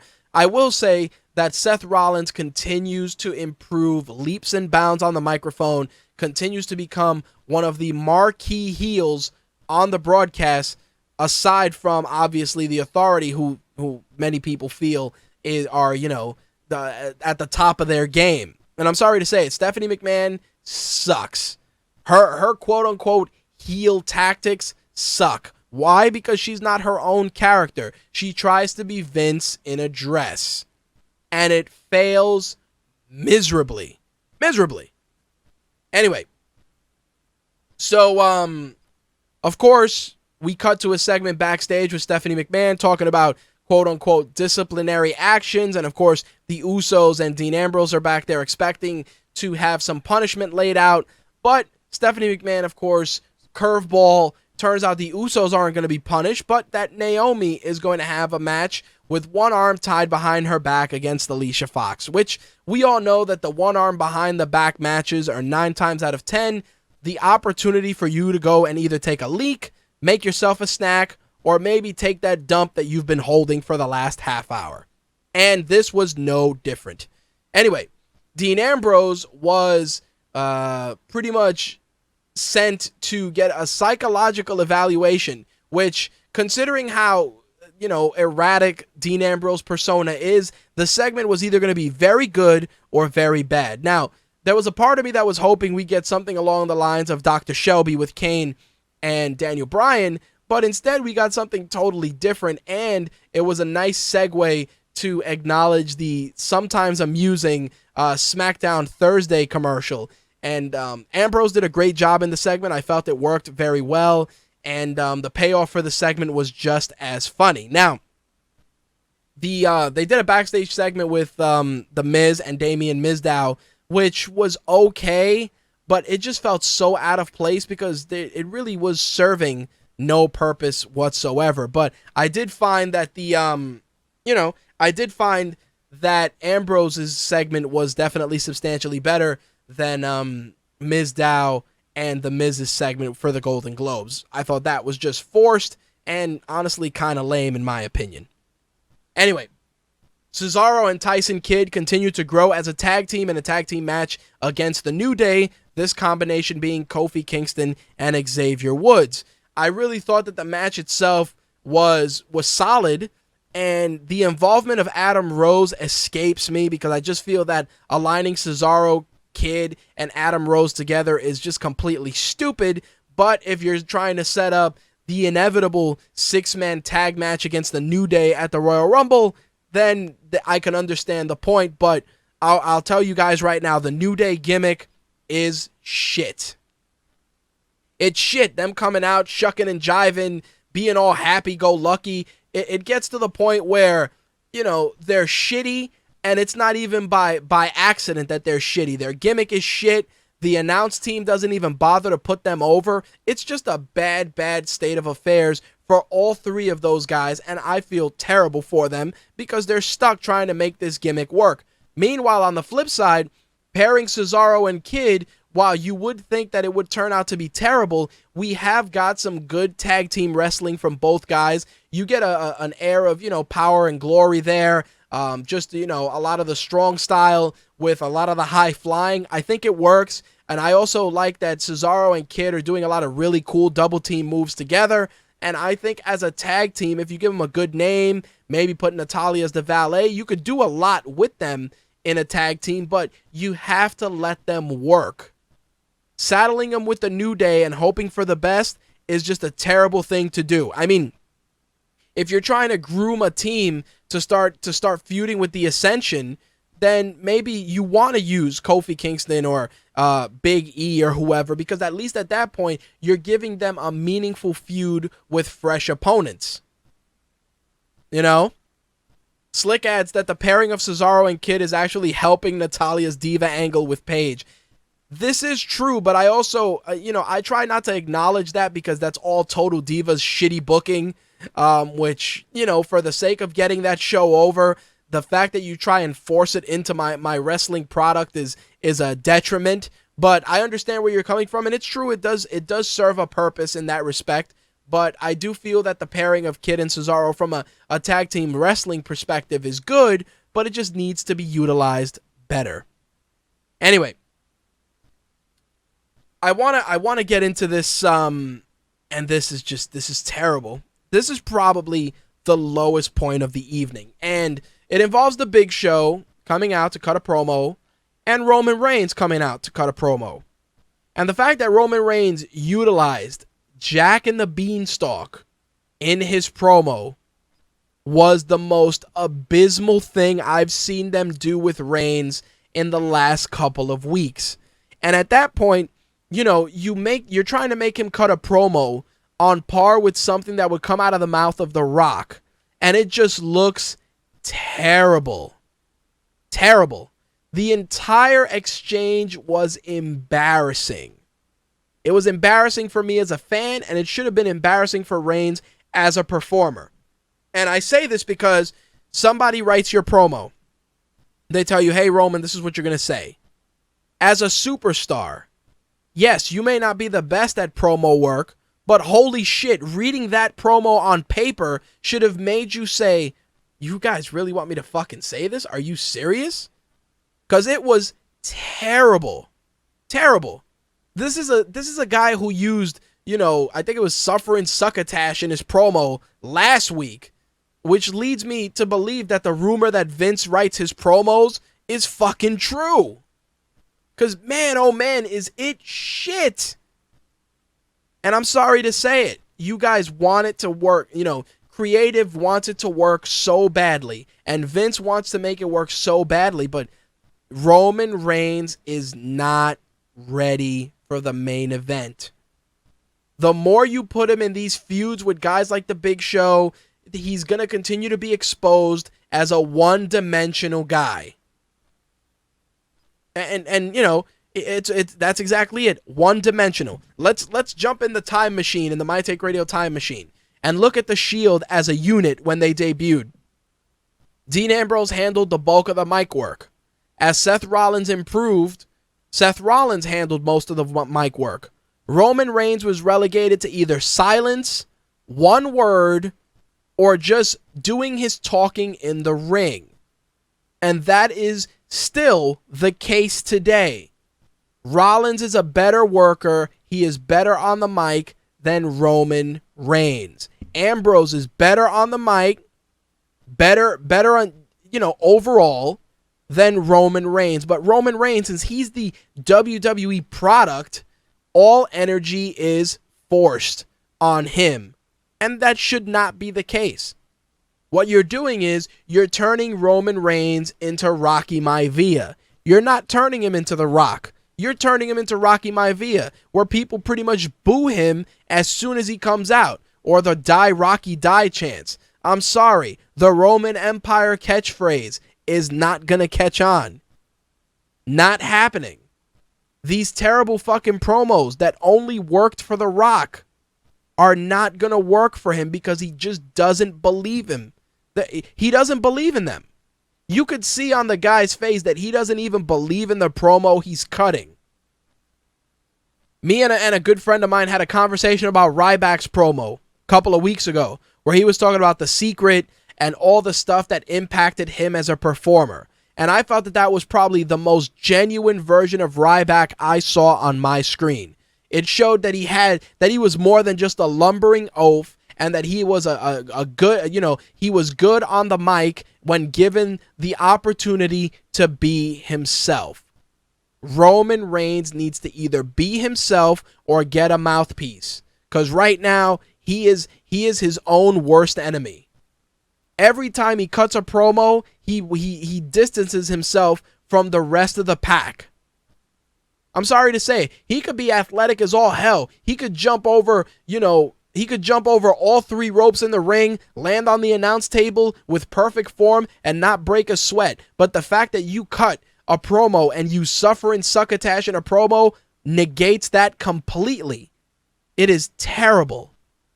Anybody that believes otherwise is a fucking fool, and Vince is feeding you that bullshit. Because right now, it is obvious to me that Roman Reigns is not ready for the main event. Besides the fact that you want to get this guy WrestleMania ready between now and April, are you kidding me? It's not going to work. It's not going to work. I'd honestly take Brock Lesnar and Daniel Bryan in a match at WrestleMania than Roman Reigns and Brock Lesnar now. Because it's terrible. See, Brock Lesnar is not the best talker, but, Paul Heyman sees to it that Brock Lesnar's strengths are emphasized at the right moments. Nobody's doing that for Roman Reigns. Nobody's emphasizing his strengths. On the contrary, you are shining a spotlight on his weaknesses, and that's his mic work, which is complete shit. It's an embarrassment that he comes out there and he cuts a Jack and the Beanstalk promo with the Big Show. It's embarrassing. And I just looked at I looked at my screen as this promo's unfolding, and I said to myself, you just buried this guy. You genuinely just buried him. And it wasn't even intentional. So, that match led to a match with him and Luke Harper, which was surprisingly good. Harper did succeed in making Roman Reigns look good in that match, but again, this boils down to the same thing that I've said before. Put Roman Reigns in a 2-minute or 3-minute match, you're going to have a passable match. Put him in there in a longer match with a quality opponent, the opponent is going to carry the bulk of the load. Seriously. The bulk of the load was carried in that match by Luke Harper. And that's because Luke Harper, even though he looks like he's a homeless guy, is a better worker than Roman Reigns. Again, Luke Harper is a better worker than Roman Reigns. Any day of the week, he is an infinitely better worker. And if you disagree, by all means, pick up that phone and let me know. And give me solid, concrete proof why you feel that Roman Reigns is a better worker than a guy like Luke Harper. Because I'd tell you right now, it is bullshit. Simple as that. Bullshit. Anyway, Naomi and Alicia Fox had their one hand tied behind the back match for Naomi, which was as lame as you would expect. I actually took that opportunity to go downstairs and make myself a snack, and when I came back, the match wasn't even fully over, and it was exactly what you would expect. Shit. Anyway, we get a little bit of image association with Dean Ambrose, which was pretty funny. The first thing he yelled out, of course, was Thursday, which amused me greatly. They showed him a picture of Triple H. He said irritable bowel syndrome, which was funny. Seth Rollins, scumbag. Roman Reigns, he said brother, which is fine, whatever. Kane, he said toothpaste, which is interesting just because, Kane's original gimmick when he first debuted was Isaac Yankem DDS, the dentist for Jerry the King Lawler. So I did find that very amusing. Jim Duggan, of course, Ho was the answer for that, which also led to Ho being used as the answer for a picture of Stephanie McMahon. Definitely quite amusing for sure. Now, here's the funny thing. They did a match with Jey Uso and The Miz because clearly Miz and Mizdow are still feuding with the Usos because obviously the inevitable tag team title match is happening at the Royal Rumble. Just take a nap for that match. Not because the Usos and Mizdow don't have great chemistry, but it's because it's a match we've seen, I think, 3 weeks now? And of course, Mizdow continues to steal the show, and the inevitable breakup of Miz and Mizdow will definitely be a great payoff for WrestleMania season. Now we get our obligatory Daniel Bryan, Stephanie McMahon segment, which leads to Kane coming out and trying to cripple Daniel Bryan by pile driving him into the steps. Of course, we all know Daniel Bryan gains the upper hand, which he did, and proceeds to kick Kane's ass and get a huge yes chant going once again. Now, seeing Daniel Bryan's popularity has not waned, it makes you wonder if the odds are in his favor to win the Royal Rumble and challenge for the WWE World Heavyweight title. I'd say there's a 50-50 chance that, you know, we may get the surprise.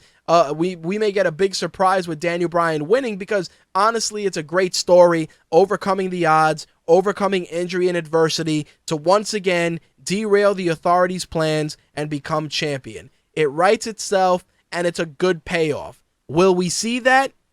I think that remains to be seen.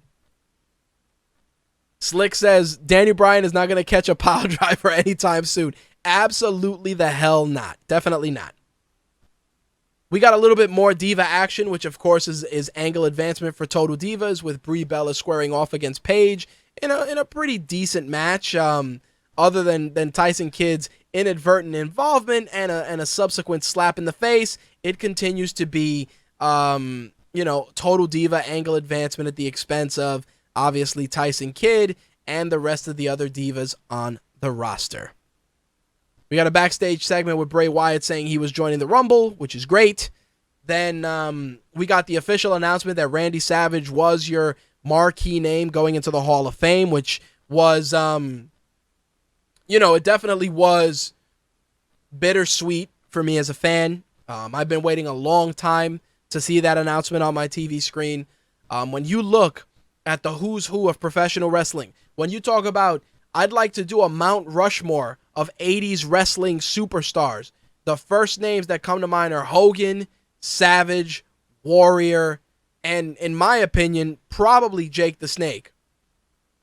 These are guys that were iconic in their own right for different reasons. When you talk about one of the most iconic villains during the 80s wrestling era, you're either going to say Jake the Snake or Rick Rude. I mean, I like both guys, but I just felt Jake the Snake was just a more cerebral villain during his tenure in the 80s, and I think that he was in a league of his own. Macho Man Randy Savage, like I said, you talk about a guy who had the complete package. He had intensity, he had the physique, he had the look, he had the move set, he had Miss Elizabeth. He was everything that fans could get behind at that time when you were looking for an alternative to Hulk Hogan. When he became a heel and he became the Macho King, when he became a heel with Sensational Sherry and they tied it into No Holds Barred with Zeus, and he was feuding with Hogan, it was just great stuff. When the Mega Powers exploded, nothing jumped out more than that angle when you were an 80s kid and you saw two of your favorite wrestlers just fall apart on your screen. Nobody will ever forget that. When you talk about guys like the Ultimate Warrior, regardless of whether you feel that the Ultimate Warrior had a limited move set, was a deranged individual, didn't bring enough to the wrestling business as a whole, his impact still felt to this day, from the intensity that's seen, from the shaking of the ropes to the running down to the ring. Like I said, his matches, not 5-star masterpieces, but when we watch wrestling in the 80s, we watched it with an innocence that was broken down in terms of entertainment and escaping from reality. Now that we're older, we're a little bit more jaded, we're a little bit more cynical, we're looking at everything from an analytical standpoint. And sometimes even I have to stop myself when I watch older matches and look at all the flaws in them, because back then things were simpler. You know that you had your good guys, you had your bad guys, you know who to root for, you know who to boo, and that was it. But when you look at that time, you realize that those guys really did lay the groundwork for so many iconic superstars today.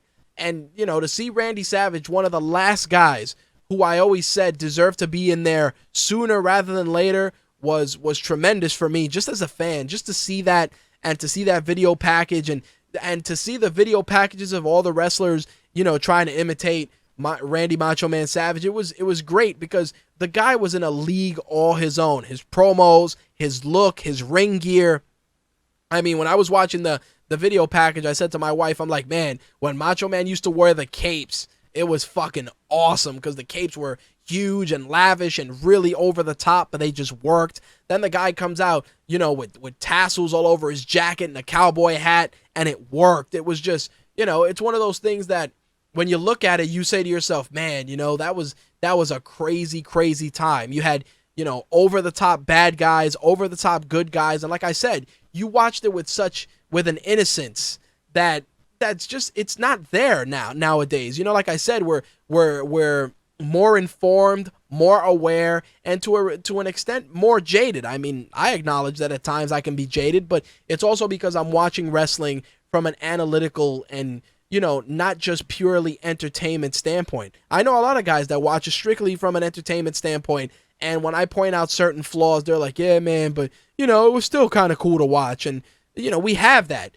Like I said, Macho Man's announcement for me as a fan was probably the high point of this broadcast. And don't get me wrong, it was a rumor that circulated on the web throughout the day. And once again, those are the kind of things that they suck the energy out of wrestling, because without the internet, you wouldn't have known that, and it would have been cool to just turn it on, see the announcement, and just genuinely be surprised. But either way, the video package, the way it was done, was really classy by the WWE. But I do have one issue, and that is that Savage is being inducted by Hulk Hogan, and pretty much right up until he died, Hogan and Savage were definitely at odds. So to see Hogan be the guy inducting him is really not the right thing to do.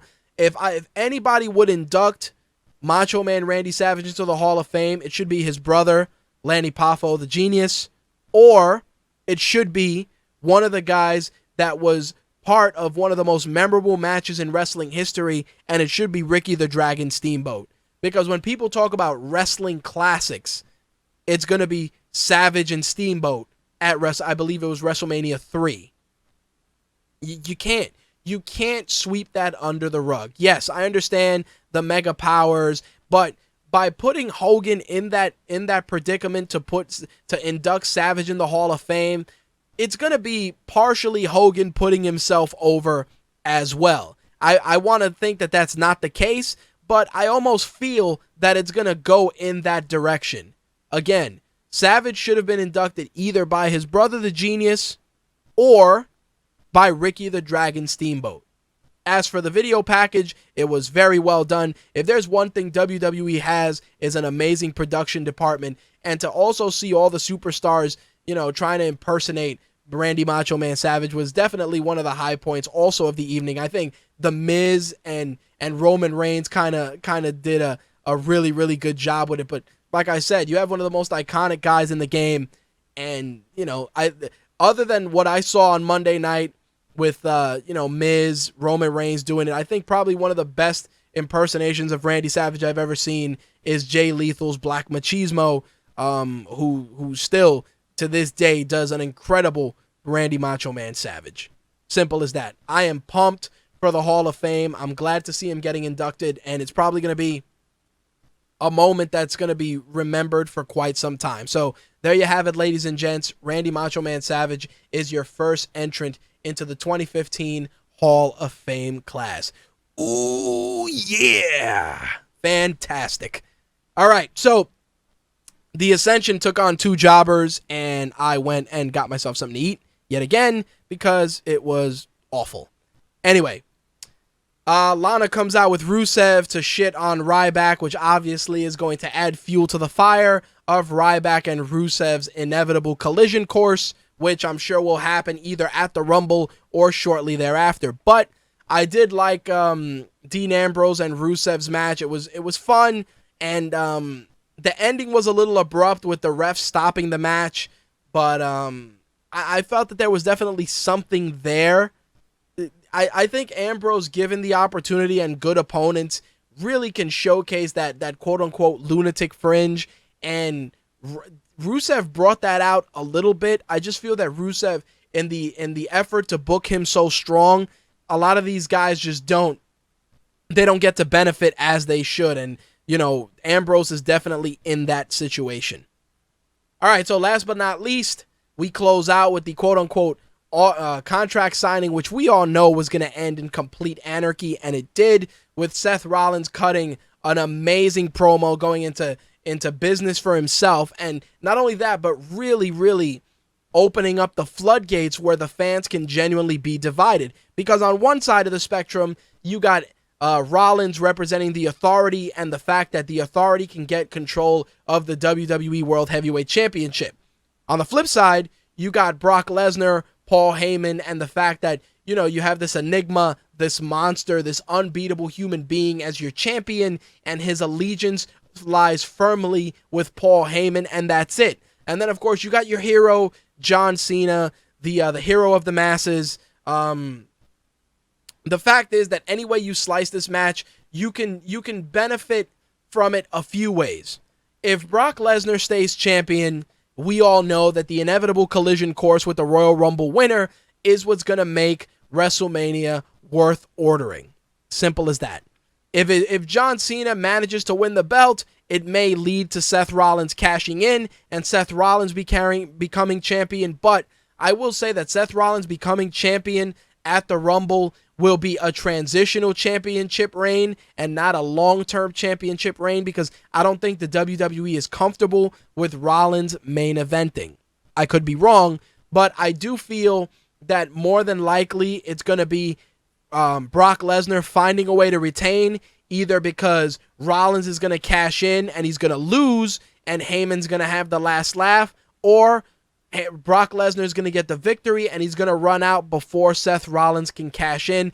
But in any case, I do not see a Seth Rollins title reign in the future. As much as I'd love to see it, I don't think that WWE has enough belief in him at this time to pull the trigger. If anything, like I said, it would be transitional, and the same thing with Cena. I don't think Cena main eventing WrestleMania is in the cards. On the contrary, Cena may be used to put somebody else over in that instance.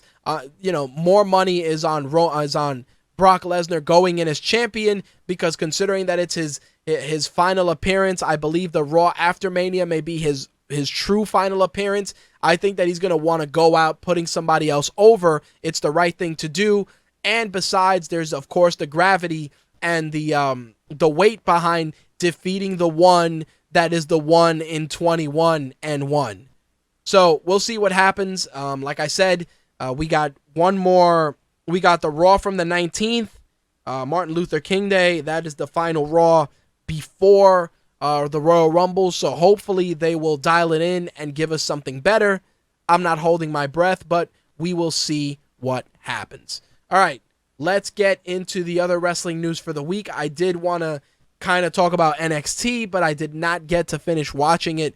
I believe hopefully next week I'll be able to get NXT out of the way and give you guys an NXT recap as well. As for the wrestling news, a couple of things I want to get into is Maria Kanellis and Mike Bennett are currently, the Ring of Honor's First Lady of Ring of Honor. And of course, Mike Bennett, he's grown on me as of late, but it appears that their tenure at Ring of Honor may be short-lived due to their contracts expiring, and they are currently working without contracts. Now, there's a couple of things here that are worth looking at.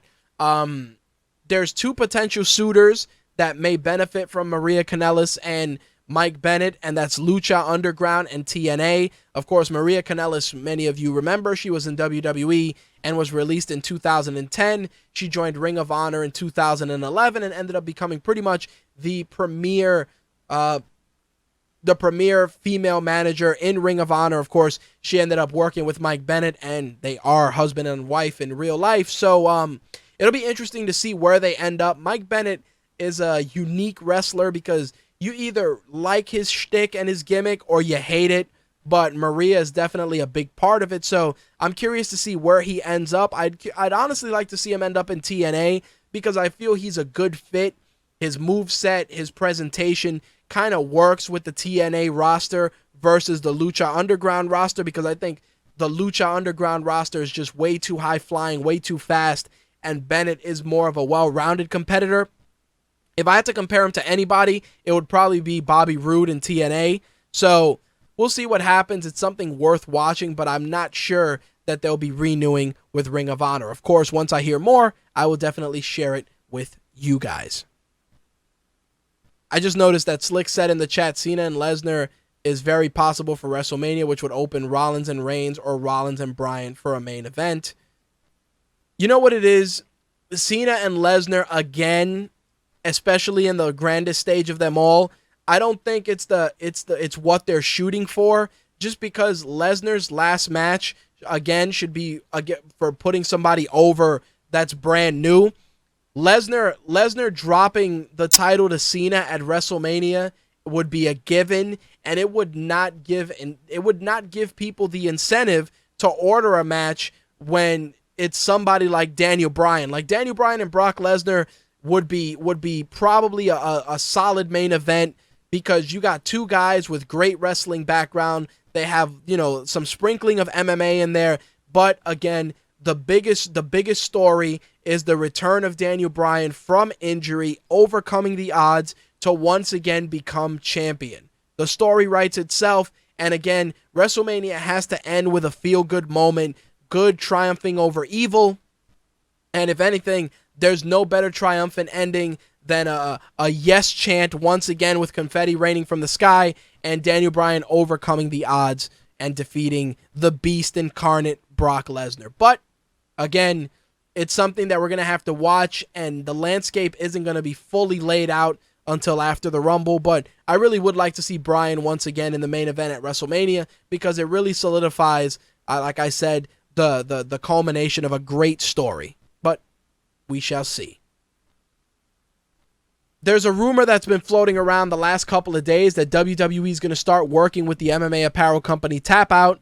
In what capacity, I do not know, because like I said, it is currently a rumor, which Tap Out and WWE acknowledged, but Tap Out said WWE is exploring several partnership opportunities. Actually, correction. WWE commented and they said WWE is exploring several partnership opportunities. However, they have nothing official to announce at this time. I think a partnership with Tap Out would be interesting, just because it would allow them to get WWE merchandise into a lot of mainstream stores. But on the flip side, I do feel that there's something special about only being able to get the bulk of WWE merchandise from WWE Shop. There are shirts, of course, that you can pick up in other retailers.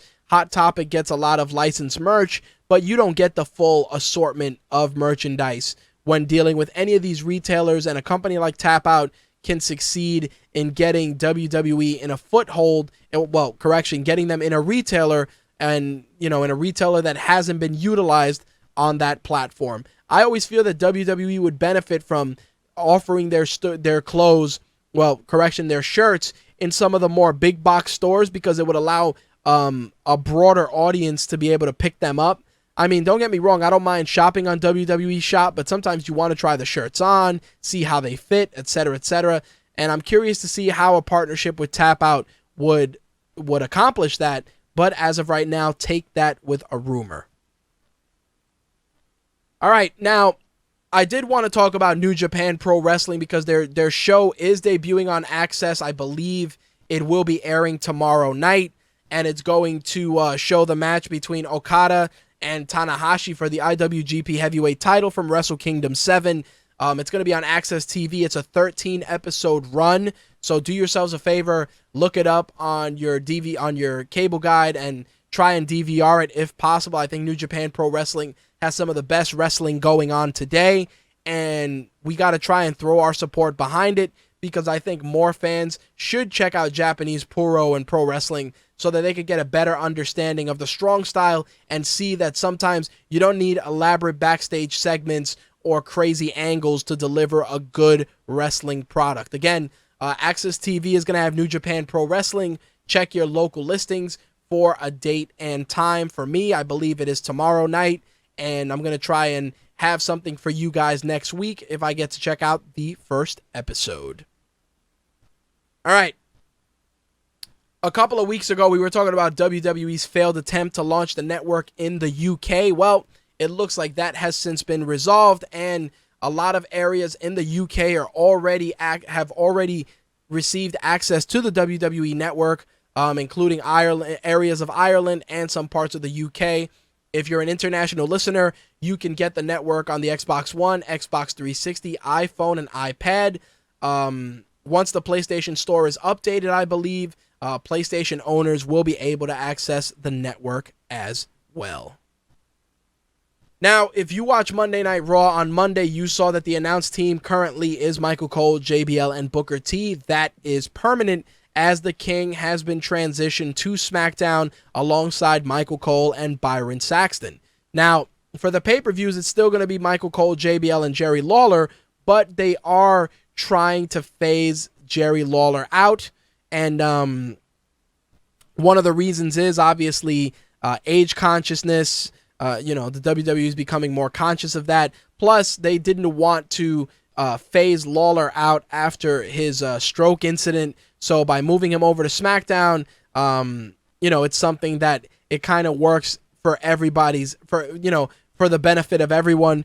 I do feel that Lawler's broadcast quality as of late has taken a turn for the really, really bad. But I also feel that Michael Cole isn't that great either. For as much as WWE goes out of their way to reinforce that he is the voice of the WWE, he definitely is not. I believe that there are ample talents that are better than Michael Cole. Jim Ross, of course, springs to mind. Joey Styles, Paul Heyman, all great color commentators, all infinitely better than Michael Cole. JBL, I don't even really try and put a lot of stock in his commentary because he's there to be a heel commentator, and he does that pretty well. Is he the best at it? Absolutely not, but he plays off Michael Cole rather well. I think Booker T's inclusion is interesting, and it's too soon for me to say if his involvement is good or bad for the product. Last but not least, WWE announced their reunion show. We're going to see Ric Flair, Shawn Michaels, Hogan, and Scott Hall. Originally, we were going to see an NWO reunion as well, but after the legal issues surrounding Kevin Nash, that was in jeopardy, and Kevin Nash was suspended. But Kevin Nash did note that the charges against him were dropped, which, of course, is probably going to lead to WWE lifting the suspension, and we may see Kevin Nash on that Raw broadcast. So there you have it, guys. That is going to wrap up this week's show. As always, you can join us for our gaming and entertainment segment. I was going to say tomorrow, but it is officially Thursday. Thursday, 11 p.m. Eastern, 8 p.m. Pacific. You can listen live on mtrlive.com and gfqlive.tv. If you'd like to be a guest on a future episode of My Take Radio, you can email me, mtrhost@mytakeradio.com or rich@rageworks.net. To listen to archived episodes of the show, you can go to iTunes, Stitcher, or TuneIn Radio. But if you want the best experience, pick up the My Take Radio app. It's $1.99 and is available for Android, iOS, and Windows mobile devices. For Android, you can find it in the Amazon Marketplace. For iOS, it's going to be on iTunes, and for Windows, in the Windows Mobile Store. Like I said, it's $1.99. You get 96K stereo versions of My Take Radio, mobile wallpapers, and also original content that we release exclusively to app owners before everyone else. All right, guys, on behalf of myself, Slick, and the rest of the MTR crew, I will see you later on this evening for our gaming and entertainment segment. As always, thank you guys for your continued support. Thank you for listening, and I'll see you later. Peace. I'm rich, biatch. That's all, folks.